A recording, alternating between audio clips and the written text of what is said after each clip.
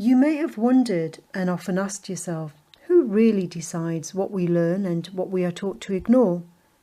As you know, every culture has its own norms, values and beliefs, and we have cultures within cultures. Cultural hegemony refers to the power of the dominant culture, which ultimately decides what's important, essential and valuable, and what is marginal, incidental and optional in education. Numerous philosophers and famous educators such as Noam Chomsky, Paulo Freire and Fairclough have explained the way cultural hegemony manufactures consent through general consensus, which determines what is considered to be important knowledge and skills. My PhD thesis explores this relationship between culture and creativity in development of creativity skills in the vocational business curriculum in further education colleges, and I reflect on my own role as an ex-Ofsted inspector. I used a wide range of data sources, including 22 interviews with business owners, business teachers and business students, 89 Ofsted inspection reports for the business curriculum, 329 Times Educational Supplement articles and 235 further education college websites. I also used data from my public engagement activities, which involved over 1,000 contacts on LinkedIn, Facebook, Twitter and YouTube in two-way interactions where I asked my contacts to respond to my questions and give me feedback on the assumptions I was making as I progressed through my research. After gathering data from external sources, I reflected on my own internal experience and my ideological preferences as an Ofsted inspector from 2012 to 2015, as a business teacher for many years, and also as a business student on my MBA course. I was surprised to find that my values were very different in each of these roles. For example, as a business teacher, I favoured a humanist pedagogy focusing on creating a classroom environment conducive to learning, whereas in the role of a business student, I preferred a behaviourist methodology with tangible outcomes and very efficient use of time. Our ideologies determine what we believe to be the purpose of education. The general consensus, which Gramsci refers to as the common sense in further education, is that we are preparing individuals to take their place in society and the workplace. However, the past few decades have shown just how unpredictable societies and the work environment can be, so we need to reconsider and reflect on the common assumptions underlying the education we're providing. Many educators, for example John Holt, have been advising for decades that the best we can do is to prepare students for an uncertain future and teach them how to learn instead of filling them with information they may never use. However, we have to acknowledge that traditionally, certain skills, for example conformity, which can be called flexibility, are linked with success in the workplace, whereas skills such as creativity are recognised inconsistently. There is research indicating that teachers tend to prefer students who score highly on intelligence tests because they tend to conform to the teacher's own expectations, whereas students who score highly on creativity tests tend to do their own thing and they don't conform to the values of their teachers, and as a consequence, they're not as popular. My own research findings highlighted distinct characteristics of students associated with creativity. Positive traits included confidence, working hard, being popular and influential. Negative traits included being withdrawn, lazy, unpopular and disruptive. At first glance, it seemed as though my data illustrated two types of creative people. However, using a systems thinking perspective and the Chinese yin-yang concept where masculine energy merges into feminine energy, I realized that creative people can express each of these contrasting traits depending on their response to their cultural context. In other words, the traits are not fixed, but fluid. So a person who seems to be disruptive in one context may be seen to be influential in another. This raises ethical questions about student profiling and labelling students with attributes as though they are fixed aspects of their character instead of adaptive, contextualised behaviour. The education culture, which may encourage students to behave one way or the other, is apparent in the organisation's vision, mission and value statements.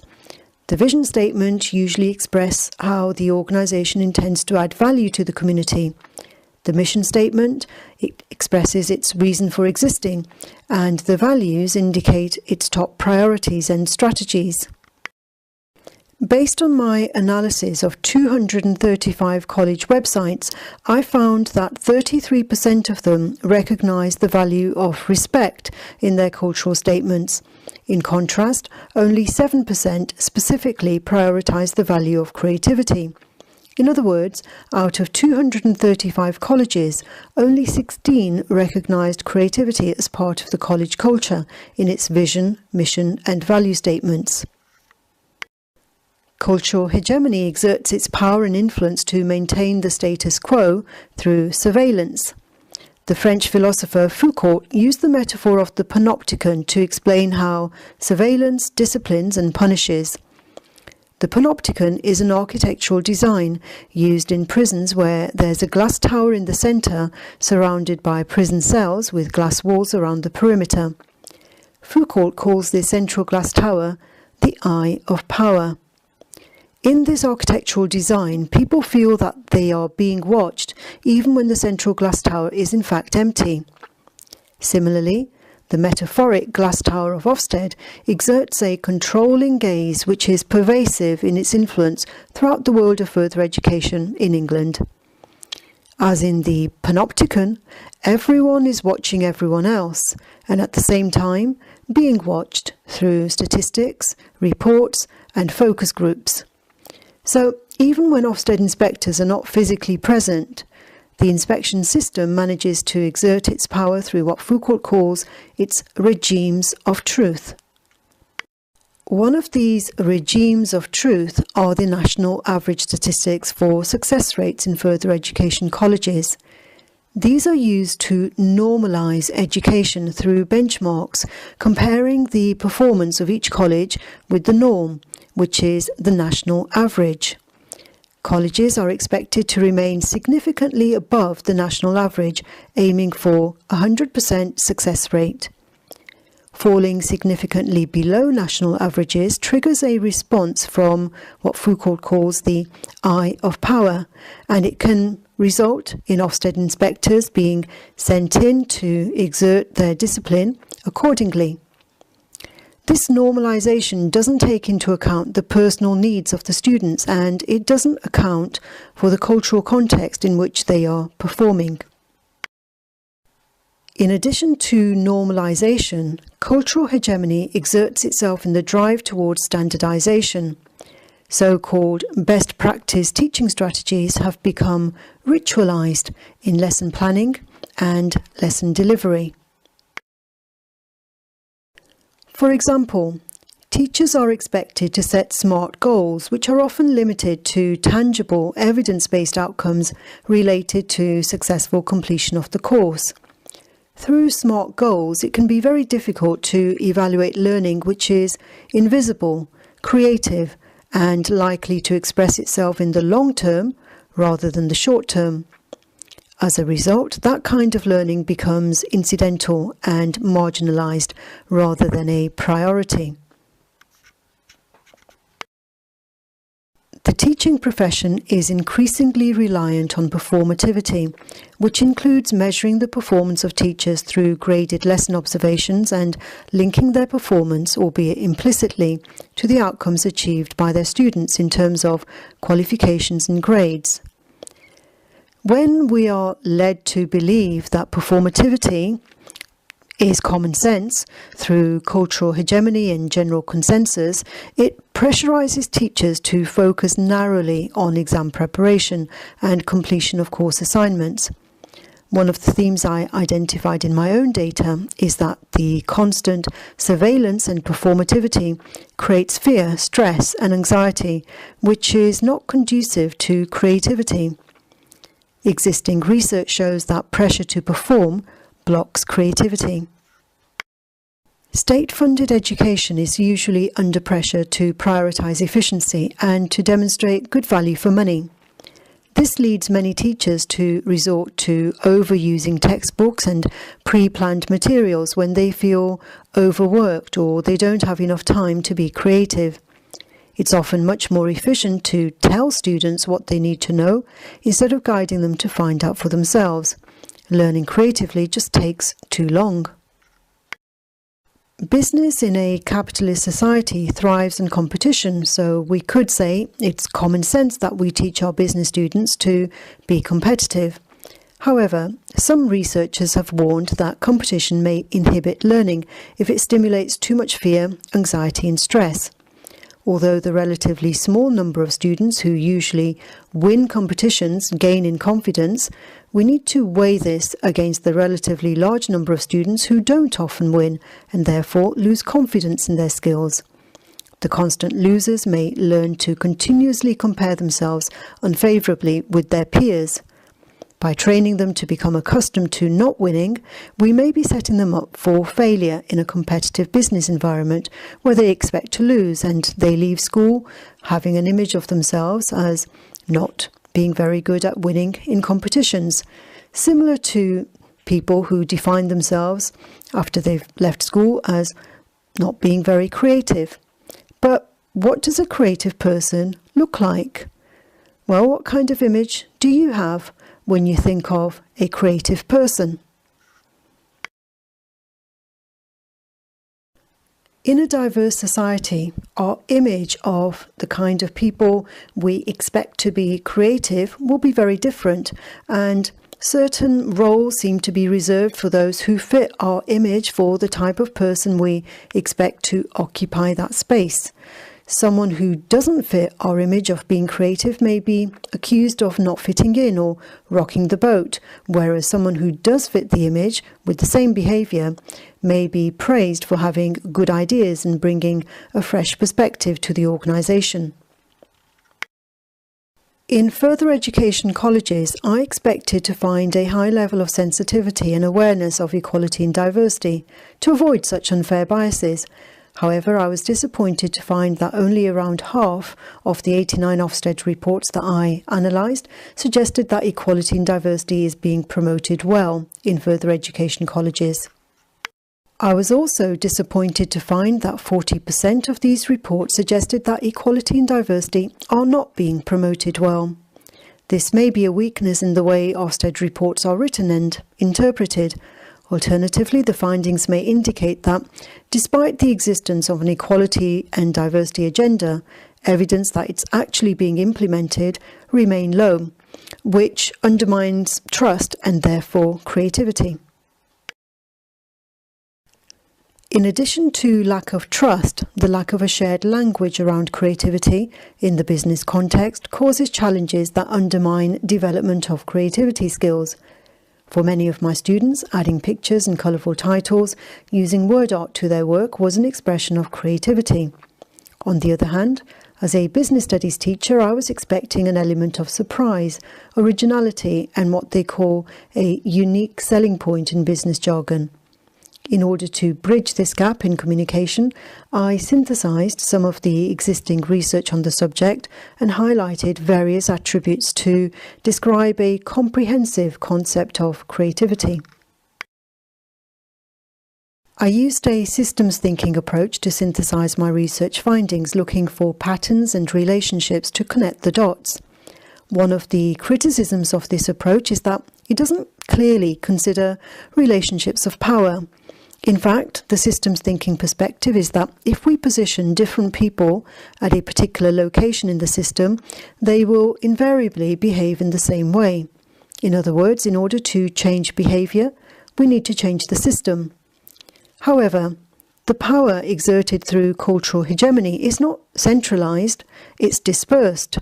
So, to an extent, we can overcome the issue of unequal power dynamics through critical reflection, questioning and challenging what is considered to be common sense. The second criticism of systems thinking is that it looks at the exterior facade of the system rather than the interior dynamics. In order to address this criticism, I used my own inner reflections from my previous role as an Ofsted inspector, in addition to looking at the system from an external point of view. Based on a synthesis of both internal and external data, I believe that creativity thrives under conditions of trust, collaboration, and shared language, rather than surveillance and competitive performativity. In my view, to promote development of creativity skills in education, we need to transform the cultural discourse, which is leading gatekeepers such as Ofsted inspectors to take their position in the metaphoric panopticon, implementing policies and procedures constructed in compliance with the dominant cultural discourse. If the role of Ofsted is limited to surveillance, then CCTV cameras would be a much more cost-effective way to normalise, standardise and measure performativity.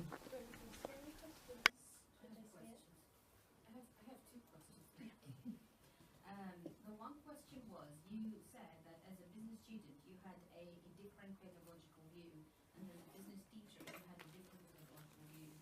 And I wanted to ask, because being a teacher is different to being a student, very different. Yeah. Were these two differences for you as a person incompatible, or, you know? I was surprised because I always, I've been teaching for 30 years, and so for 30 years I've always idealised humanism.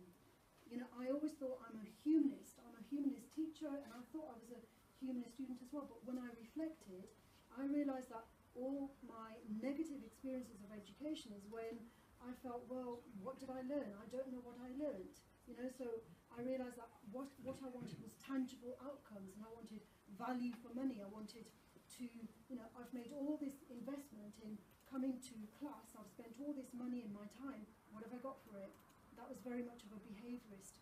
I understand that, but I don't understand why the humanistic point of view may not be bringing results, tangible results. Yeah, because even at this university, there are teachers who use a humanist approach, and I go away thinking, why did I bother coming here? I feel that I haven't learnt anything. I see. And the second question was, you were looking at creativity skills and how they can be encouraged. And I wanted to ask, were you looking at specific skills, and if so, what were they? Well, when I started, it was about, well, what exactly do we mean by creativity in the business context, you see? And so then that's when I realised, well, we don't really have a shared understanding of what it means in business. People have ideas about, they think that creativity is the same as being artistic, or it's the same as like having a talent, being a musician, but no, we're talking about creativity in business, and I realise that it's a very broad area, that it's to do with not just the person, it's to do with persuading society, and that's where culture comes in, because unless the culture recognises the creativity, well, does it really exist? Okay. Okay, we'll take one more. We're a little bit. Just a quick comment on and a question. My name is Abdullah, and what you said about Ofsted type observations, I'm kind of thinking, will it ever capture creativity because of resources and time? Because the observations seem to be very short. I don't think Ofsted will, because what I've realised that because surveillance is inimical to creativity, creativity doesn't respond well to being observed. That's right, yeah. It doesn't. I agree. Yeah. So that's my comment. And then the second thing about ideologies, really similar to your question, talked about student perspectives and teacher perspectives. So what's the ideology you being an Ofsted inspector when you do conduct your observations? Behaviorist observer. Very, very, yeah, because when we are writing our reports, well, it's much easier to write about the evidence that we have observed, and that's the criticism. It's like, well, what about all the things that are invisible to us. There's no way to record what is invisible, and therefore Ofsted does favour a behaviourist pedagogy, even though it says it doesn't. So in an ideal situation, you would want all these three perspectives to come together: the student view, the teachers, and the behaviourist views, to come together for an ideal. That's right, but my argument is that the leaning is very much towards behaviourism compared with humanism. Okay. Thank you very much.